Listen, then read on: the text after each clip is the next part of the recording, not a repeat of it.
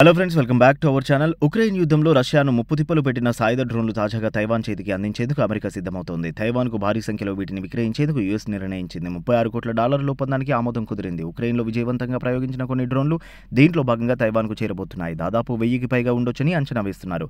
ఈ ఒప్పందం కింద అగ్రరాజ్యం అమెరికా 720 స్విచ్ బ్లేడ్ల డ్రోన్లు, అగ్నిమాపక వ్యవస్థలను తైవాన్కి అందించబోతోంది. వీటితో పాటు 291 ఆల్టీఎస్ 600M ఆయుధ వ్యవస్థలను కూడా తైవాన్కు అమెరికా సరఫరా చేయనుంది. తైవాన్పై సైనిక ఒత్తిడి పెరిగిన నేపథ్యంలో వీటిని విక్రయించాలని జో బైడెన్ సర్కార్ నిర్ణయించింది.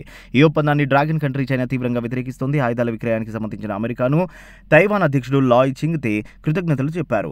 స్విచ్ బ్లేడ్ 300, 600ను ఆత్మాహుతి డ్రోన్లుగా పేర్కొన్నారు. వీటిని సైనికుడు బ్యాక్ ప్యాక్లో పెట్టుకుని కూడా ప్రయాణం చేసే అవకాశం ఉంది. శత్రువుకు దూరంగా ఉంటూ కొండలు, సముద్రాలు, గగనతలాన నుంచి వీటిని ప్రయోగించే ఛాన్స్ ఉంది. ప్రయోగించిన తర్వాతే వీటి రెక్కలు విచ్చుకుని డ్రోన్లా ఎగరనున్నాయి. అందుకే స్విచ్ బ్లేడ్ అని వీటికి పేరు పెట్టారు. అయితే ఇది ఒక సైనిక వాహనాన్ని 10 కిలోమీటర్ల దూరం నుంచి ఈజీగా ధ్వంసం చేస్తుంది. దీని ఆపరేటర్కు రియల్ టైం వీడియో లింకును కూడా అందించనుంది.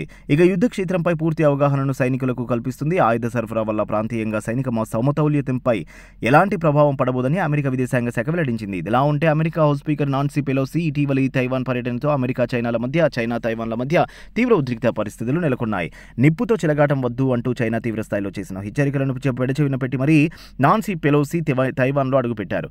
ఈ స్థాయిలో చైనా హెచ్చరికలను బేఖాతరు చేయడం వెనుక అమెరికా ఆర్థిక, వాణిజ్య అవసరాలు ఉన్నట్లు తెలుస్తోంది. America house speaker Nancy Pelosi Taiwan పర్యటనలో మీడియా అంతా ఆమె రాజకీయ ఎంగేజ్మెంట్స్ పైన దృష్టి పెట్టాయి. కానీ ఆమె Taiwan semiconductor manufacturing corporation chairman Mark లూయితో ప్రత్యేకంగా సమావేశమయ్యారు. అమెరికా తన సెమీకండక్టర్ అవసరాలకు తైవాన్ పైననే ఎక్కువగా ఆధారపడుతోంది. ప్రస్తుత టెక్నాలజీ కాలంలో అన్ని నెట్వర్క్డ్ డివైజెస్కు సెమీకండక్టర్ లేదా సాధారణ భాషలో కంప్యూటర్ చిప్ లేదా చిప్ నిత్యవసరంగా మారిన విషయం తెలిసిందే. చిప్ సప్లై నిలిచిపోతే డిజిటల్ ప్రపంచమే నిలిచిపోయే పరిస్థితి ప్రస్తుతం ఉంది. ఆధునిక మిలిటరీ ఎక్విప్మెంట్కు కూడా ఈ చిప్స్ ప్రాణాధారం.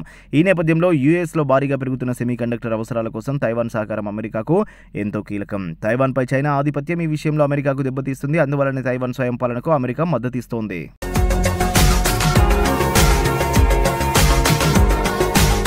మరిన్ని అప్డేట్స్ కోసం మా ఛానల్ని సబ్స్క్రైబ్ చేయండి.